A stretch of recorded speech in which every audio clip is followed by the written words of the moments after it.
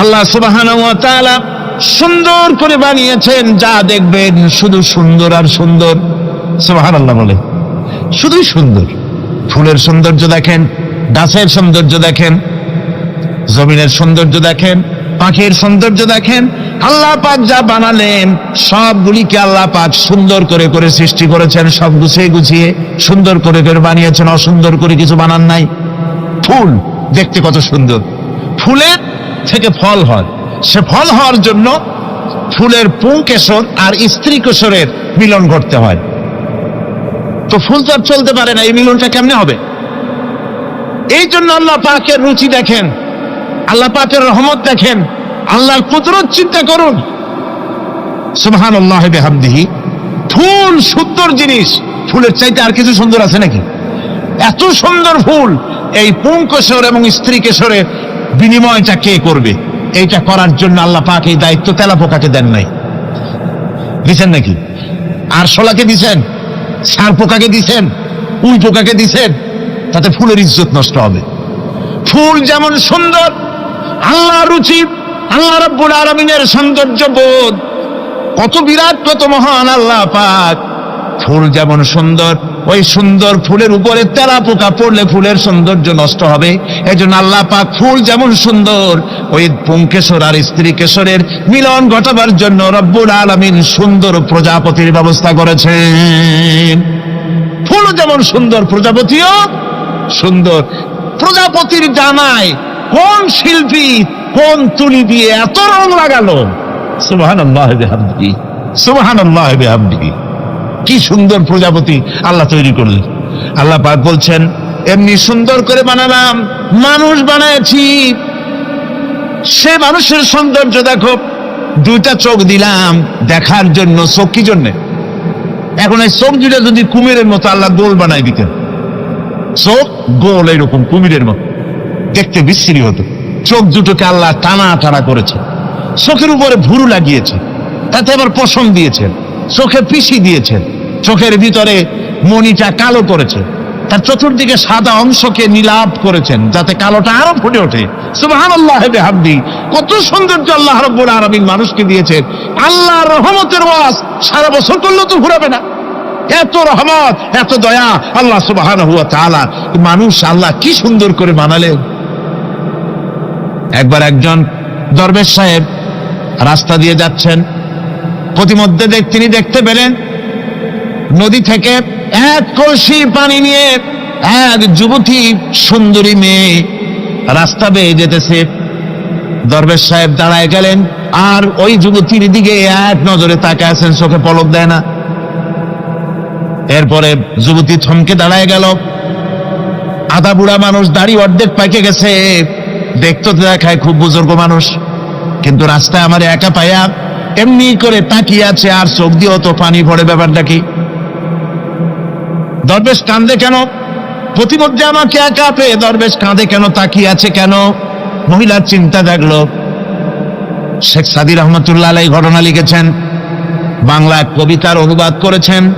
একদা সুখদায়ক প্রমোদা বদন, দর্শন করি মম ঝরিল নয়ন। হেসে কহে সে রূপসী সবিস্ময় মন, কহ দেখি মহাশয় কহ কি কারণ। বিষয় বিরাগী তুমি ভুবনে প্রচার, কি হেতু জন্মিল তব মানস বিকার। যুবতী মেয়েটি বলছে, ওগো দরবেশ সাহেব, হুজুর সাহেব, আমি একটা যুবতী মেয়ে লোক, রাস্তায় আমাকে একা পেয়ে আপনি আমার দিকে তাকায় আছেন আর কাঁদতেছেন।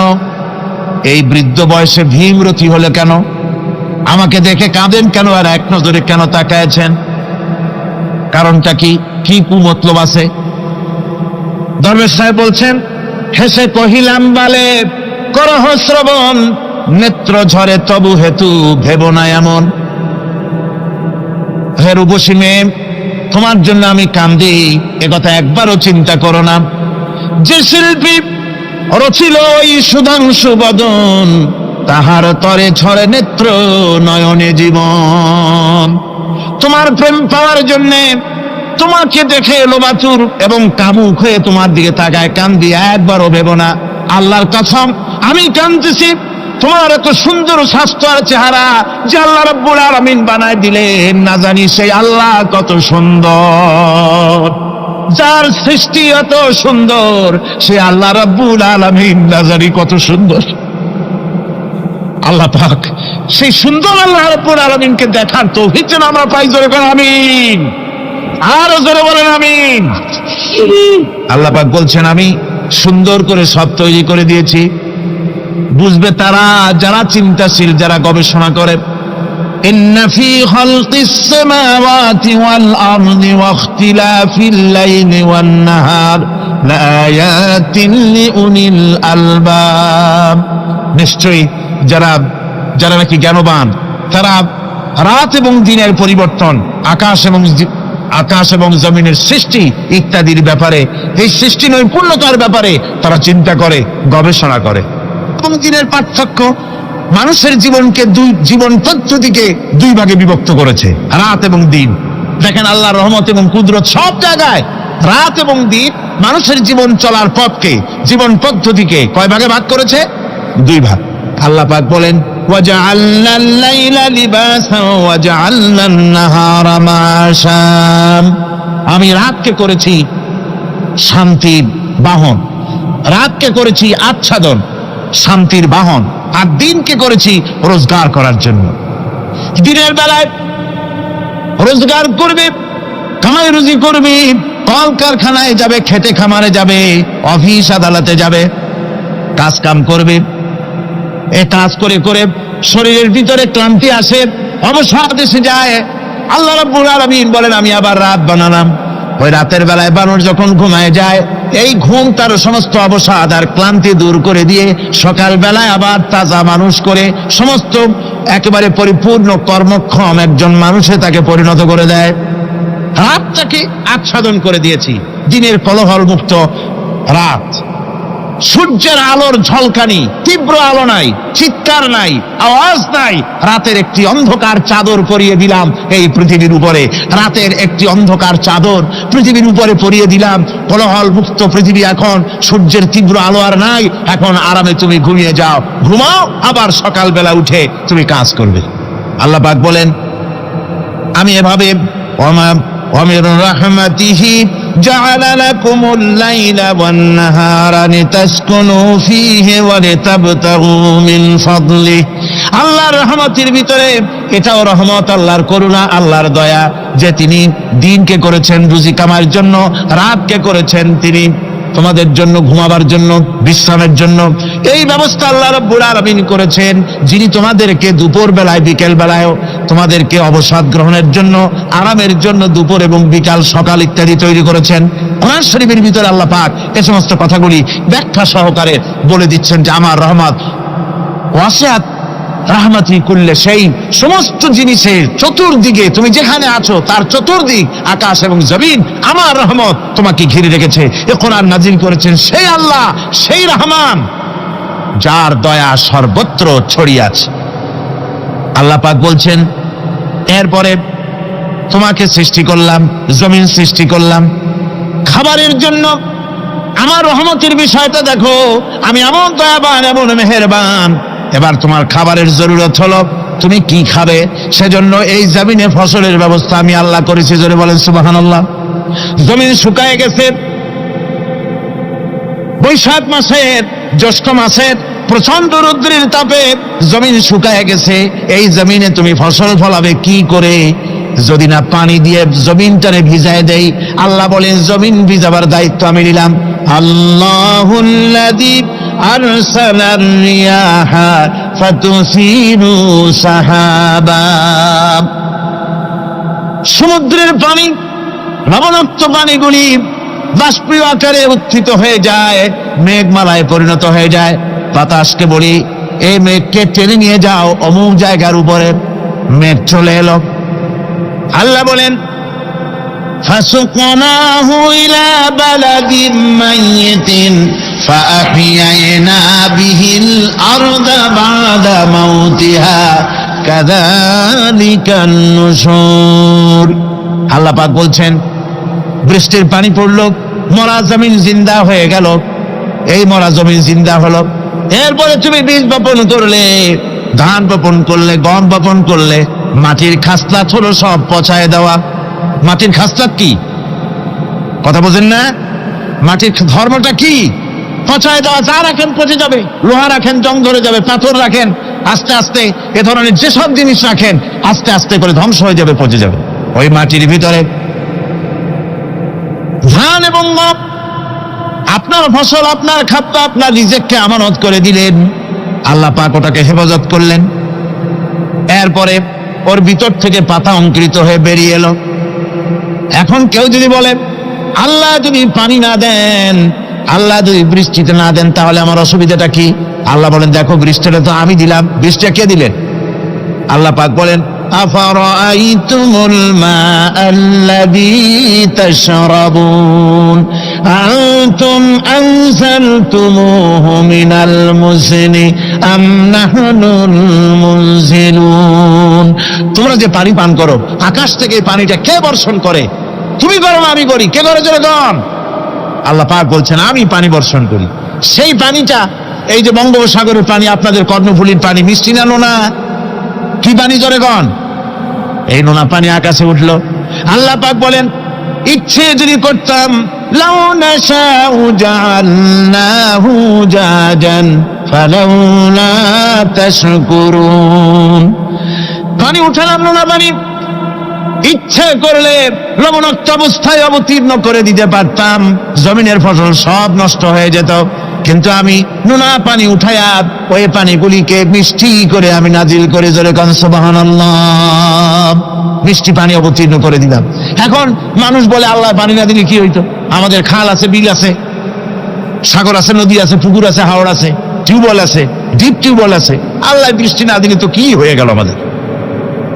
আল্লাহ পাক জবাব দিয়েছেন, কুল আরাআইতুম ইন আসবাহা মাউকুম গাওরান ফামান ইয়াতিকুম বিমাইন মাইন। বলো দেখি, সবে শুকাইয়া যদি যায় এই জমিনের পানি, তাহলে হেথায় তটডির ধারাকে দিবে সবারে আনি। টিউবওয়েলের পানি, পাতালের পানি, দরিয়ার পানি, সাগরের পানি, হাওড়ের পানি, বিলের পানি, সব যদি আমি আল্লাহ শুকায় দেই, আমি আল্লাহ ছাড়া এমন কোন শক্তি আছে যে মরা গাঙ্গে নতুন করে পানির জোয়ার এনে দিতে পারে? আছে কেউ? কেউ নাই। আল্লাহ পাক বলেন, দেখো আমার রহমত, এভাবে করে আমি পানি দিলাম, বৃষ্টি দিলাম, এবার গাছ উঠলো, বীজ বপন করছিল, গাছ উঠলো। আনতুম আনশাতুম শাজারাতাহা আম নাহনুল মুনশিউন। মাটি থেকে এই গাছকে কে উদ্গত করে দিল? ভাই বেটা, কে দিল? তুমি দিছো না আমি দিয়েছি? কে দিয়েছে? জোরে কর, জোরে চিল্লা এখন, কে দিল? আল্লাহ পাক বলেন, গাছ উদ্গত করে দিলাম, গাছ এবার বড় হলো। এই গাছ আল্লাহ রাব্বুল আলামিন এই গাছ তৈরি করলেন। এই গাছ শুধু আপনার জ্বালানি দেয় না, গাছ শুধু ফল দেয় না, এই গাছ মানুষের জন্য, গাছ হচ্ছে বন্ধু। মানুষের জন্য গাছ কি? যেরকম কি বন্ধু, সেই বন্ধুরে জনমের কাটা কাটবেন নাকি? এই গাছ তৈরি হচ্ছে। গাছ বন্ধু কি করে? গাছ বন্ধু হচ্ছে আমরা যে শ্বাস প্রশ্বাস নেই, মুখের থেকে নাকের থেকে যে শ্বাসটা ফেলি, সেটা হচ্ছে আমরা গ্রহণ করি বাতাস থেকে অক্সিজেন, ছেড়ে দেয় কার্বন ডাই অক্সাইড। এটা হচ্ছে বিষ। এটা কি? আমরা নিলাম পরিশুদ্ধ অক্সিজেন, নিলাম, ছেড়ে দিলাম এটাকে বিষ করে, এই বিষটা ছড়িয়ে গেল। এখন এই বিষ যদি আল্লাহ পরিশুদ্ধ করার কোন ফ্যাক্টরি না বানাতেন, তাহলে পৃথিবীর সমস্ত প্রাণী মরে যেত। সুবহানাল্লাহ কইতে ইচ্ছে করে না? আল্লাহ পাক কি ব্যবস্থাটা করলেন! কোন দুনিয়ার ফ্যাক্টরি নাই, মানুষ যে বিষাক্ত করে দেয় আবহাওয়াকে, সেটাকে রিফাইন করার ব্যবস্থা মানুষের কাছে নাই। আল্লাহ ব্যবস্থা করেছেন কি? আল্লাহ পাক গাছ বানায় দিলেন, গাছের সবুজ শ্যামল রং, ঘাসের সবুজ শ্যামল রং, তার খাদ্য হতেছে আপনি যেটা ছেড়ে দেন, আপনার জন্য যেটা বিষ, সেটা হচ্ছে তার জন্য খাদ্য। কার্বন ডাই অক্সাইড গাছ টেনে নেয়, সারা রাত টানতে থাকে, অক্সিজেন থেকে, বাতাস থেকে সারা রাত টানতে থাকে, কার্বন ডাই অক্সাইড খাবার হিসাবে সে টেনে নেয়। আর দিনের বেলা যখন রোদ ওঠে, সূর্যের উত্তাপ আর গাছের সবুজ রং দুটোতে মিলে এক প্রকারের রন্ধন ক্রিয়া হয়, রাধা হয়। সেই রান্নার মাধ্যমে গাছের ভিতর থেকে গাছ আবার অক্সিজেন মানুষের জন্য, প্রাণীর জন্য ছেড়ে দেয়। সুবহানাল্লাহ। তো গাছ আপনার জন্য বন্ধু, এক থেকে গাছ আপনার এই কাজ করলো, ফার্নিচার বানাইলো, ছায়া দিল, ফল দিল। আল্লাহ পাক বলেন, এই গাছগুলি কে তৈরি করলো? মিয়া তুমি করছো? না, আমি করছি। আমি আমার রহমত দিয়ে তোমার গাছ বানাই দিলাম। এরপরে ফসল দিলাম, ফসল হলো, তোমার তরি তরকারি হলো, সবকিছু তোমার হয়ে গেল। এবার ফসল দেখা মানুষে যখন দেখে জমিনে বড় বড় ধানের গোছা হয়েছে, মোটা মোটা ধানের গোছা হয়েছে, মোছে তখন তেল মাখে আর নতুন নতুন গানের আয়োজন করে। এবার ফসল বেশি হয়েছে, গান, থিয়েটার, বাজনা, গুনাগার বিবি, কত রকমের গানের ব্যবস্থা করে ফেলে। জমিনে ফসল আর মোছে তেল মাখে আনন্দে। আল্লাহ রাব্বুল আলামিন বলেন, লাউ নাশাউ লাজআলনাহু হুতামান ফাযালতুম তাফাক্কাহুন। আমি যদি ইচ্ছে করি তোমার জমিনের সমস্ত ফসলটাকে আমি সম্পূর্ণ কুটায় পরিণত করে দিতে পারি, তুষে পরিণত করে দিতে পারি। পারেন না? ধানের ভিতরে আল্লাহ যদি চাউল না দেন তাহলে সব তুষ হয়ে যাবে না? তখন কি করবেন আপনারা? কি করবেন? কোন বাংলাদেশ তখন হরতালের দেশ। যখন আপনি দেখলেন যে জমিনে ধানে এবার সব তুষ হয়েছে, তখন আল্লাহর বিরুদ্ধে হরতাল করেন। লাভ হবে কিছু? লাভ হবে? আল্লাহর বিরুদ্ধে আপনারা অনশন ধর্মঘট করেন, লাভ হবে কিছু? কোনো লাভ হবে না। আল্লাহ রাব্বুল আলামিন বলেন, কোনো লাভ হবে না, বরং তোমরা তখন বলবে, ইন্না লামুগরামুন বাল নাহনু মাহরুমুন। কপালে তখন আঘাত করবে, করাঘাত করতে থাকবে আর বলবে যে আরে কপাল পোড়া হয়ে গেলাম, হতভাগ্য হয়ে গেলাম, বঞ্চিত হয়ে গেলাম, আল্লাহর রহমত থেকে সর্বনাশ হয়ে গেল। তখন কপালে আঘাত করা ছাড়া আর কিছুই করতে পারবে না। আল্লাহর বিরুদ্ধে মিছিল চলে না, সমাবেশ চলে না, বিক্ষোভ চলে না, হরতাল চলে না। মহান আল্লাহ রাব্বুল আলামিন বলছে, দেখো এইভাবে করে তোমার ফসলের ব্যবস্থা আমি আল্লাহ করেছি। আমি রহমান, আমি আল্লাহ পাক। কি এমন রহমান? আজ জমিনের ফসল বৃদ্ধির জন্য ইউরিয়া, সুপার সালফেট, সালফার সারের ব্যবস্থা হয়েছে, নানান জাতের সারের ব্যবস্থা হয়েছে। যখন এই সার মানুষ তৈরি করতে শেখে নাই, আবহমান কাল থেকে জমিনের জন্য সারের ব্যবস্থা কে করেছেন? জোরে কন। আল্লাহ পাক বলেন, আমিন আয়াতিহি আইয়ুরিকুমুল বারকা খাওফান ওয়া তামাম। আমার অসংখ্য নিদর্শনাবলীর মধ্যে এটাও একটি নিদর্শন যে আকাশে বিদ্যুৎ চমকে মেঘের গর্জন হয়। এই যে বিদ্যুৎ চমকে গর্জন হয়, এর মধ্যে রয়েছে মানুষের জন্য ভীতি এবং আশা। তারা ভয় পায়, আর এর মধ্যে আশাও রয়েছে। আশাটা কি? আশা হচ্ছে এই যে বিদ্যুৎ যে বছর যত বেশি চমকায় মেঘে, সে বছর জমিনে ফসল তত বেশি বাড়ে। কৃষিবিদরা বলেছেন, বিদ্যুৎ যত বেশি চমকায় জমিনের ফসল তত বেশি বাড়ে। সুবহানাল্লাহ ওয়া বিহামদিহি। এর একটা সিস্টেম আছে, সেই সিস্টেম অনুযায়ী আল্লাহ জমিনে ফসল বাড়ায় দিলেন। আল্লাহ ফসল দিলেন। এবার আপনার আল্লাহ পাক বলছেন, দেখো ফসল দিলাম, ধান হলো, চাউল হলো, মাছ হলো, গোশ হলো, সব হয়ে গেছে, এখন তুমি খাবে। রান্না বান্না হয়ে গেল, রহমত আমার দেখো, আমার রহমতটা দেখো। এ কোরআন শিখাইছে সেই আল্লাহ রাব্বুল আলামিন, যার নাম রহমান। জোরে বলেন, তার নাম কি? রহমান। চাউল হয়ে গেছে, চাউল তো শুধু ভর্তা বানায় খাওয়া যাবে না, ভাত হয়েছে, আটা দিয়া রুটি তৈরি হয়েছে, কি দিয়া খাবেন? আল্লাহ রাব্বুল আলামিন আপনার পুকুরের ভিতরে মাছ দিয়া দিলেন, জন্তু জানোয়ার দিলেন, চার পায়া জানোয়ারের গোশত হালাল করে দিলেন, পাখির মাংস আল্লাহ রাব্বুল আলামিন হালাল করে দিলেন। এখন মাছ হলো, গোশ হলো। মাছ আর গোশ সিদ্ধ করে খাওয়া যাবে? জোরে বলেন, যাবে? যাবে না। তার গন্ধ নষ্ট করতে হবে আর সুঘ্রাণ সৃষ্টি করতে হবে। এই গন্ধ নষ্ট করে সুঘ্রাণ সৃষ্টি করার জন্য লবঙ্গ তৈরি করলেন কে? কথা কন না কেন? এলাচি কার? দারচিনি কার? লবণ কার? মরিচ কার? হলুদ কার? পেঁয়াজ কার? সুবহানাল্লাহ ওয়া বিহামদিহি। এত নিয়ামত আল্লাহ রাব্বুল আলামিন বলেন, ওয়া ইন তাউদ্দু নি'মাতাল্লাহি লা তুহসুহা। আমার নিয়ামত গণনা করে করে আমার নিয়ামত গুণে শেষ করতে পারবে না, এত নিয়ামত আমি দান করেছি। এরপরে তরি তরকারি হলো, মাছ গোশ খেতে খেতে অস্থির হয়ে যাবে। তারপরে তরি তরকারি দিলাম, শাক সবজি দিলাম, সবকিছু আমি আল্লাহ রাব্বুল আলামিন দিয়েছি। আমার নাম রহমান, তোমার সমস্ত প্রয়োজন আমি দিয়েছি, মিটাই দিয়েছি। এবার তরি তরকারি হলো, আর মানুষ তরি তরকারি খাইলো, আল্লাহ শুকর আদায় করলো না। শুকর আদায় করে না। এত সুন্দর মজার কদু, সেই কদু খায়, আর কদু খাইয়া মোসে তাও মারে, আর বলে স্বাদের লাউ বানাইল বৈরাগী। আল্লাহ শুকর আদায় করে, আল্লাহ নিয়ামতের শুকরিয়া আদায় করে না। আমার ভাইয়েরা, আল্লাহ রাব্বুল আলামিন বলেন, এই পৃথিবীর আমি রহমান, কোরআন আমি শিখাইছি আমি রহমান। এমন রহমান শুধু মানুষকে খাবার দেই না, এই পৃথিবীর সকল প্রাণীকে আমি খাবার দেই। জোরে কান সুবহানাল্লাহ। সকল প্রাণীর খাবার কে দেয়? ওয়ামা মিন দাব্বাতিন ফিল আরদি ইল্লা আলাল্লাহি রিজকুহা। এই পৃথিবীর বুকে এমন কোন বিচরণশীল জীব নাই যে জীবের রিজকের দায়িত্ব আমি আল্লাহ গ্রহণ করি নাই। সমস্ত রিজকের দায়িত্ব কে নিয়েছেন? চিল্লায় এখন আল্লাহ সুবহানাহু ওয়া তাআলা। আচ্ছা আপনি কোন তো দেখি, একজন জমিদার, একজন বড় লোক, চৌধুরী, খুব বড় লোক, তার বাড়িতে 20 জন লোক গেছে রাতের বেলায় 20 জন লোক গিয়ে মেহমান হইলো। মেহমান হইয়া তারা বলতেছে, সাহেব আমরা তো মেহমান, আমি এক একজন এক এক রকমের খাবার চাইলো।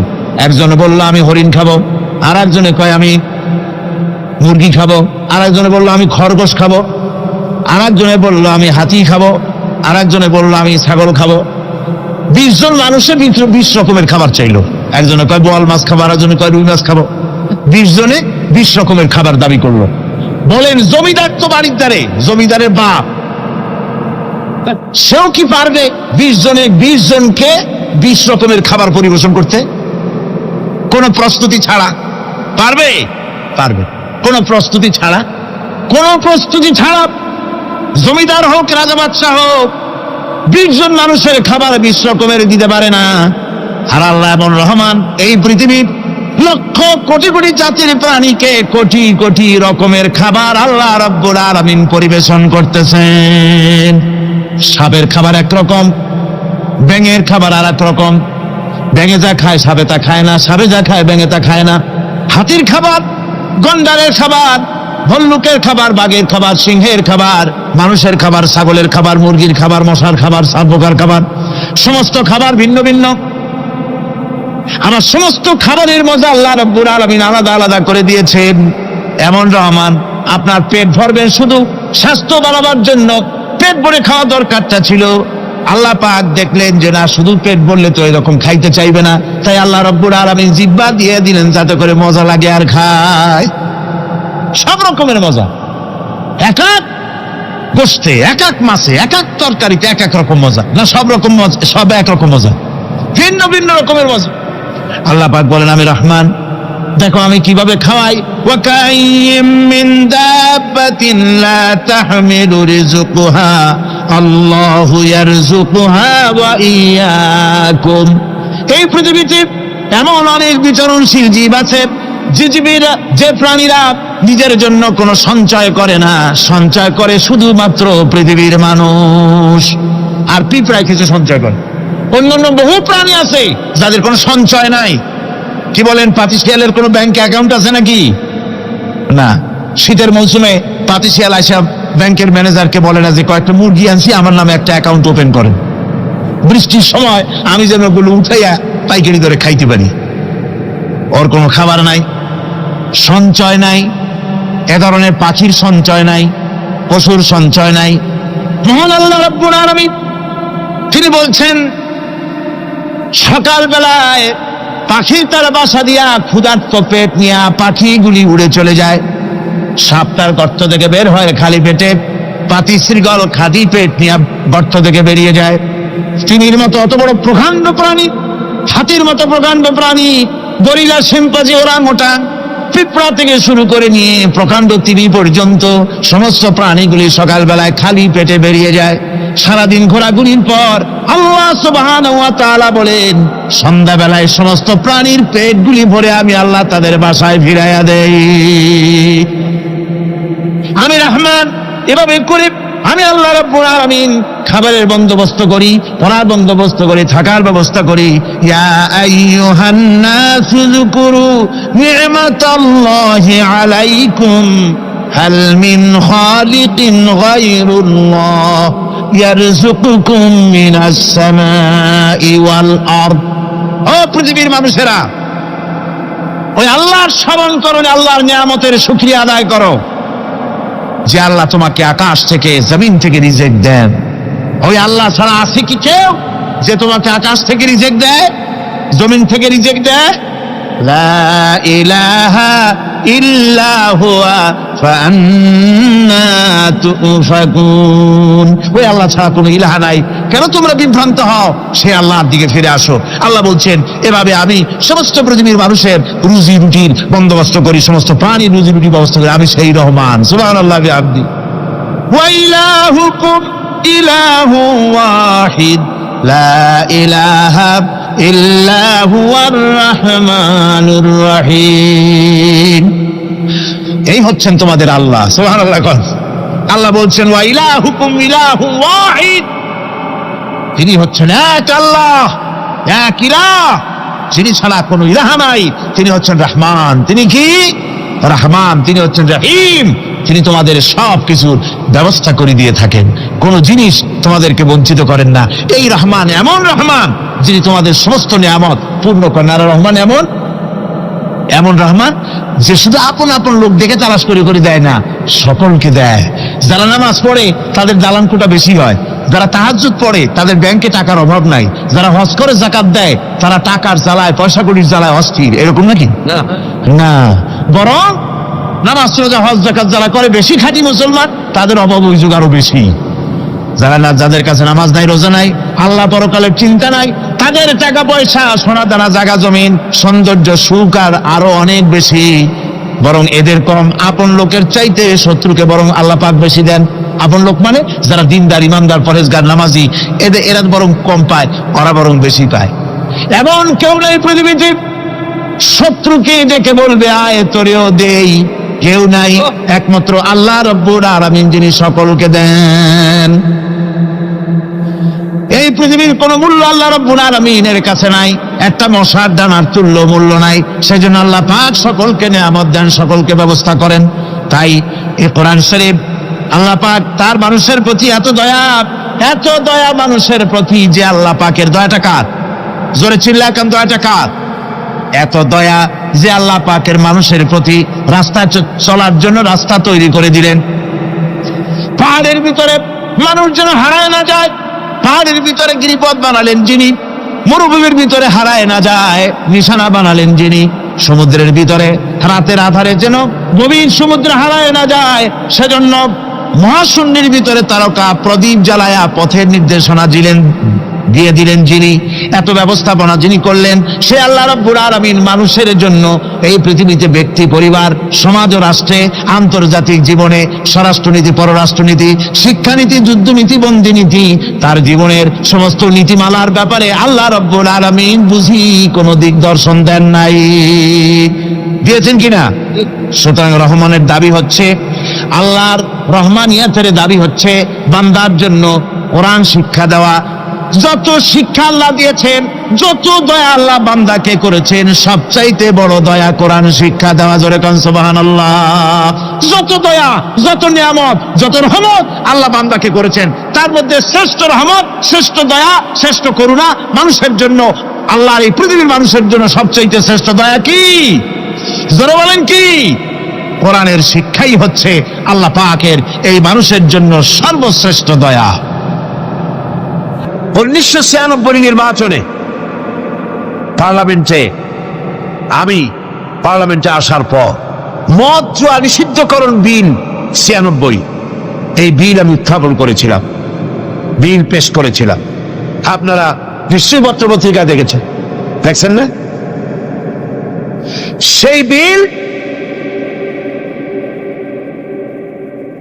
উত্থাপন করার পর স্পিকার সাহেব কমিটিতে পাঠিয়ে দিলেন, সংসদীয় কমিটিতে পাঠিয়ে দিলেন। সুদীর্ঘ 2 বছরের ভিতরে এই বিলের কোনো খোঁজ নাই। মারাত্মক ডিপ ফ্রিজের অতল তলে বিল পড়েছিল।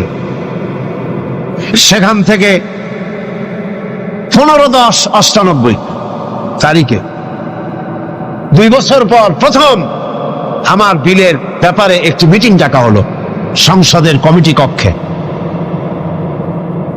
আমি এই ঘটনা শুনেছি এই কারণে, এই আয়াতের সঙ্গে রিলেটেড জীবনের সফলতা আর বিফলতার মানদণ্ড কোথায়। আমরা মনে করি আল্লাহ নিষিদ্ধ করা জিনিসগুলি চালু করলেই জীবনে সফলতা আসবে, আর আল্লাহ কয় আমার নিষিদ্ধ করা জিনিসগুলি রাষ্ট্রীয়ভাবে নিষিদ্ধ করলেই জীবন সফল হবে। মিটিং বসলো, সেই মিটিং অন্তত 50-60 জন লোক আসছেন। কারা এসেছেন? বিভিন্ন মন্ত্রণালয়ের সিনিয়র অফিসার, সচিব, উপসচিব পর্যায়ের লোকেরা এসছেন। এমপি আসছেন কয়েকজন, সরকারি দলের, বিরোধী দলের। আমাকে তো ডেকেছে। আমার মনে হলো আশান্বিত হলাম, 2 বছর পরে হলেও বিল তো মরে নাই, জিন্দা আছে। এবং আমার মনে হলো যে এতগুলি মুসলমান এখানে, মনে হয় আমার এই বিলের পক্ষেই তারা কথা বলবেন, এটা আমি আশা করলাম। আমাকে যিনি সভাপতিত্ব করছিলেন তিনি আমাকে বললেন, আপনি আগে কথা বলবেন না, সকলের বলা শেষ হবে তারপর আপনি বলবেন। সবটা শুনিয়া বললাম ঠিক আছে। শুরু হলো এই বিলের ব্যাপারে বলা, আলোচনা শুরু হলো। বিলের ব্যাপারে ফাইল তৈরি হয়েছে, এত এত বড়, আমার কাছে ফাইল আছে। বিভিন্ন মন্ত্রণালয় মদ নিষিদ্ধ করলে, জুয়া নিষেধ করলে এই দেশের কি হবে, এই ব্যাপারে তারা তাদের মন্তব্য দিয়েছে। মন্ত্রণালয়ের মন্তব্য, জাতিসংঘ কি ফতোয়া দিয়েছে তাও আছে, সার্ক এ ব্যাপারে কি ফতোয়া দিয়েছে তাও আছে। এত বড় ফাইল শুরু হলো। প্রথমেই অর্থ মন্ত্রণালয়, সভাপতি সাহেব বললেন আপনি বলেন এই বিলের ব্যাপারে। অর্থ মন্ত্রণালয় বলল, মাননীয় সভাপতি, যদি এই বিল কার্যকরী হয়, মদ যদি বন্ধ করে দেওয়া হয়, তাহলে আমার দেশ প্রতি বছর 28 কোটি টাকার রাজস্ব ইনকাম থেকে মারুম হয়ে যাবে। স্বাস্থ্য মন্ত্রণালয় বলল, মদ যদি না থাকে জনগণের স্বাস্থ্য শেষ।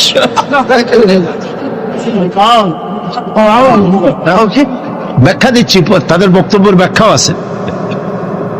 স্বরাষ্ট্র মন্ত্রণালয় বলল, মদ যদি বন্ধ হয়ে যায় উচ্ছৃঙ্খলতা বাড়বে, সন্ত্রাস বাড়বে, কারণ সুইপার, ডগ, ক্লিনার, এই সমস্ত মানুষগুলি এগুলি তারা খায়। যদি তাদের খাইতে দেওয়া না হয় তাহলে তারা উচ্ছৃঙ্খল হবে এবং তারা নানান রকমের সন্ত্রাসে লিপ্ত হবে। কাজে এই সন্ত্রাস বন্ধ করার জন্য এটা থাকা দরকার। ইন্না লিল্লাহি ওয়া ইন্না ইলাইহি রাজিউন। খুব হতাশ হলাম এবং মনে মনে ভাবতে থাকলাম যে আল্লাহ, আজকের এই মিটিং এর ছবি তো তোমার ক্যামেরা ধারণ করছে। কিয়ামতের দিন এই লোকগুলি কি জবাব দেবে তোমার দরবারে? আমি তো আমার বাপের বিল নিয়ে হাজির হই নাই, আমার বাপের বিল তো নিয়ে হাজির হই নাই। এরপরে পররাষ্ট্র মন্ত্রণালয়ের পক্ষ থেকে বলা হলো, আমরা গরিব দেশ। যুক্তি দেখুন, আমরা গরিব দেশ, ডোনাররা আমাদেরকে সাহায্য দেয়, বিদেশি সাহায্যদাতারা, দাতা গোষ্ঠী, তারা আমার দেশে সাহায্য নিয়ে আসে। ওনাদেরকে যদি একটু মদুরা দিতে পারি তো দিলাম কি, একটু মেহমানদারি তো করা উচিত। এই মেহমানদারি না করতে পারলে আমরা তো সর্বনাশ হয়ে যাবে দেশ। সুতরাং এটা বন্ধ করার অর্থই হলো বিদেশি সাহায্য বন্ধ হয়ে যাওয়া। এইভাবে বিভিন্ন মন্ত্রণালয় বলতে লাগলেন, আর আমি বসে বসে কুইনিয়ান গিলতে লাগলাম। সর্বশেষ ইসলামী ফাউন্ডেশন, সভাপতি সাহেব বললেন, ইসলামী ফাউন্ডেশনের ডিজি সাহেব, তার নামের এক একটা মৌলানা লাগানো আছে। তিনি বললেন, মৌলানা সাহেব আপনি বলেন। আমি এই লোকটার চেহারা জীবনে দেখি নাই, ওই প্রথম দেখলাম। আমি ভাবলাম অন্তত সে যাই হোক, নামের আগে যখন একটা মৌলানা আছে, জি, তাহলে উনি এই বিলের পক্ষে কথা বলবেন, আমার ধারণা হল। কিন্তু সর্বনাশ, তিনি বললেন কি, আহা, চাকরি করতে গিয়ে মানুষ এইভাবে ইমান বিক্রি করে? অবাক হলাম আমি। চাকরি করতে গিয়ে মানুষ তার ইমান বেচে? তিনি বললেন, এই বিল আমি তার কথাই কোট করছি, আমার সব মুখস্থ। তিনি বললেন, এই বিল আমি আগে পাই নাই, মিটিং এসে বিলটা পেলাম। বিল পড়ে দেখলাম যিনি বিল উত্থাপন করেছেন তিনি একটি ধর্মীয় আবেগের উপরে ভিত্তি করে বিল পেশ করেছেন। এটি হচ্ছে ইসলামের নামে আরেকটি অনিসলামিক কাজ। তিনি বললেন এইটা এর কারণ হলো যুক্তি। শোনেন যুক্তি, কত বড় আলেম তিনি, সোজা কথা। তিনি বলছেন যে আমার দেশে অমুসলিমরা আছে, আমার জন্য যেটা হারাম সেটা তাদের জন্য হালাল, আমাদের জন্য যেটা হালাল সেটা তাদের জন্য হারাম। আমার দেশে অমুসলিম বহুত আছে, সুতরাং আমরা যদি মদ নিষিদ্ধ করি অন্য জাতির উপরে তা জুলুম হবে। আর আল্লাহ বলেছেন লা ইকরাহা ফিদ্দীন, ইসলামে কোনো বাড়াবাড়ি নেই। তিনি আরো এক ধাপ আগিয়ে গেলেন, তিনি বললেন শুধু এই বিলের ব্যাপারই নয়, বাংলাদেশের সংবিধানের মধ্যে আল্লাহর উপর ঈমান এবং অবিচল আস্থার কথা বলেও অমুসলিমদের উপরে, সংখ্যালঘুদের উপরে প্রেসার ক্রিয়েট করা হয়েছে, জুলুম করা হয়েছে। এই বক্তব্য শেষ হওয়ার পর আমাকে সময় দিল, কপাল খারাপ, মাগরিবের বাকি তখন 10 মিনিট, সামান্য সময় পেলাম। আমি বললাম, সভাপতি সাহেব, এতক্ষণ পর্যন্ত আপনার আমন্ত্রিত মেহমানেরা যেসব আইনের বই দিয়ে কথা বলেছেন সেগুলো আইনের বই, আর আমি যে আইনের কিতাব দিয়ে আজকে আপনাদের সামনে দলিল নিয়ে এসেছি সে আইনের কিতাবখানি হচ্ছে আকাশের নিচে জমিনের উপরে সর্বশ্রেষ্ঠ আইনের কিতাব, যার নাম কোরআন শরীফ। আমি যে বিল পেশ করেছি এই বিল আমার বানানো নয়, এটি মানুষের তৈরি করে নয়। আপনার অর্থ মন্ত্রণালয় বলেছে 28 কোটি টাকার ক্ষতি হবে প্রতি বছর, 28 কোটি টাকার ক্ষতি হবে রাজস্ব ইনকাম থেকে মদ বন্ধ করলে। কিন্তু আমি বলতে চাই, আল্লাহ পাকের নিষিদ্ধ জিনিসকে আপনারা হালাল করবেন, 28 কোটি নয়, বন্যার পানির মতো হাজার হাজার 28 কোটি টাকা আল্লাহ বন্যার পানি দিয়ে ভাসায় দেন। আপনারা ঠেকাইতে পারবেন না, ঠেকাতে পারবেন না। খেতে দেওয়ার মালিক কে? ইমাম খোমেনিকে আমেরিকান প্রেসিডেন্ট বলেছিলেন, আমার বন্দীদেরকে ছেড়ে দাও, কূটনীতিকদেরকে ছেড়ে দাও, যদি না ছাড়ো তাহলে তোমাদের খাদ্য এবং রসদ যা আমরা পাঠাই ইরানে তা পাঠানো বন্ধ করে দেব। ইমাম খোমেনি ভরসাতে চিঠি পড়ছিলেন নাকি? খোমেনি সাহেব কি বললেন? ইতিহাস সাক্ষী। খোমেনি সাহেব বললেন, আমেরিকার প্রেসিডেন্ট সাহেব, তুমি খাবার দেবা না এই কথা কইয়া ভয় দেখাও কারে? আমি তো সেই জাতি যার বছরের ভিতরে 1 মাস উপাস থাকা ফরজ, বছরে 1টা মাস না খেয়ে থাকা ফরজ। তুমি আমার ভয় দেখাও না খেয়ে থাকা, তোমার খাদ্যের পরোয়া আমি করি না। সুতরাং ভয় তো করতে হবে আল্লাহ পাক। খাদ্য দেওয়ার মালিক তিনি, খাবারের মালিক দেওয়ার মালিক কে? আল্লাহ রাব্বুল আলামিন বলেছেন, ওয়ালাউ আন্না আহলাল কুরা আমানু ওয়াত্তাকাউ লাফাতাহনা আলাইহিম বারাকাতিম মিনাস সামাই ওয়াল আরদ। দেশের লোকেরা, জনপদের লোকেরা যদি আমার উপর ঈমান আনে আর আমাকে ভয় করার নীতি যদি অবলম্বন করে চলে, তাহলে আকাশ আর জমিনের সব বরকতের দরজা আমি আল্লাহ তাদের জন্য খুলে দেব। বন্ধ করুন। ফেরেশতার মালিক তো আল্লাহ। কে মালিক? আল্লাহ পাক। আল্লাহর হারাম জিনিসকে আপনারা জারি রেখে 28 কোটি টাকা পাওয়ার লোভ করছেন। কত 28 কোটি চলে যাবে? ঠিক পাবেন না। পেঁয়াজের ঝাঁজ কত টের পান না এখন? পেঁয়াজের ঝাঁজ কত? এক সময় সিলেটের নাম ছিল 2টি পাতা 1টি কুড়ির দেশ, ঠিক না? 2টি পাতা 1টি কুড়ির দেশ সিলেট। আর এখন 2টি কাঁচামরিচ 1টি পেঁয়াজের দেশ বাংলাদেশ। মানুষ যখন নিজের দাম বোঝে না তখন আল্লাহ জিনিসের দাম বাড়ায় দেয়। দাম কার? পেঁয়াজের নাম আর কার দাম? মানুষের দাম। মানুষ তার দাম বোঝে নাই, আল্লাহ কাঁচামরিচের দাম বাড়াই দিল, যা পেঁয়াজের দাম, কাঁচামরিচের দাম, হাবিজাবির দাম বাড়িয়ে গেল, মানুষেরা না খেয়ে পড়তেছে। সুতরাং আপনারা ঠেকাবেন কি করে? স্বরাষ্ট্র মন্ত্রণালয় বলছে উচ্ছৃঙ্খলতা বাড়বে, আশ্চর্য কথা। আল্লাহ বলছেন উচ্ছৃঙ্খলতা কমবে, আর আপনি বলতেছেন বেড়ে যাবে, কি আশ্চর্য কথা। স্বাস্থ্য মন্ত্রণালয় বলছে যে স্বাস্থ্য খারাপ, স্বাস্থ্য ভালো হবে মদ খাইলে, না খাইলে স্বাস্থ্য খারাপ হবে। রাসূলুল্লাহ বলেছেন মদ কোন ওষুধ নয়, মদ নিজেই ব্যাধি, এটা নিজেই রোগ। সুতরাং কথা হচ্ছে মেহমানদারি মদ দিয়া করা যাবে না। রাসূল কারীম সাল্লাল্লাহু আলাইহি ওয়াসাল্লামের কাছে মদ নিষিদ্ধ করণ আয়াত যখন নাযিল হলো, এই আয়াত যেটা আমি পড়লাম, একজন সাহাবী এসে বললেন হুজুর আমার কাছে কিছু মদ আছে, আমি এখন করবো কি? দেখেন আমি সেইখানে সেই মিটিং এ বললাম, সেই সাহাবী জিজ্ঞেস করলেন হুজুর আমি করবো কি?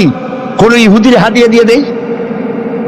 আল্লাহ নবী বললেন মদ নিষিদ্ধকরণ আয়াত যখন নাজিল হয়ে গেছে, এখন এই মদ যদি কারো কাছে অবশিষ্ট থাকে, না তা খাওয়া যাবে, না তা হাদিয়া দেওয়া যাবে, না তা বিক্রি করা যাবে, রাস্তায় ফেলে দাও।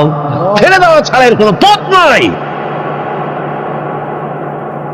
আল্লাহ নিষিদ্ধ করা জিনিস হারাম, এই জিনিস দিয়ে মেহমানদারি করা জায়েজ নাই। এমন কি রাসূলুল্লাহ কথাও বলেছেন, আপনারা শুনে রাখুন, কোন অনুষ্ঠানে আপনি গেছেন, আপনি জানতেন না যে সেখানে মদ সার্ভ করা হবে, কিন্তু আপনি গিয়ে দেখলেন যে ওখানে মদ দেওয়া হচ্ছে।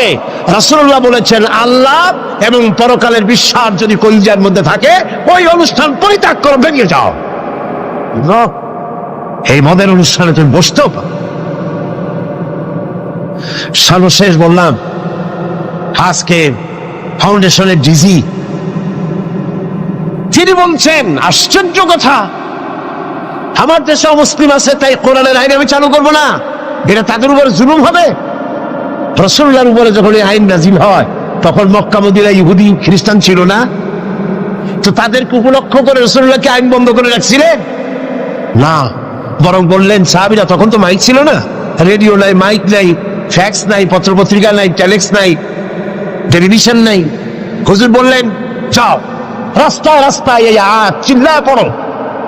সাহাবায়ে কেরাম রাস্তায় নেমে গেলেন, এই আয়াত ইন্নামাল খামরু ওয়াল মাইসিরু ওয়াল আনসাবু ওয়াল আজলামু রিজসুম মিন আমালিশ শাইতানি ফাজতানিবু, যাও পড়ো। সবাই চিল্লায় পড়তে লাগলেন।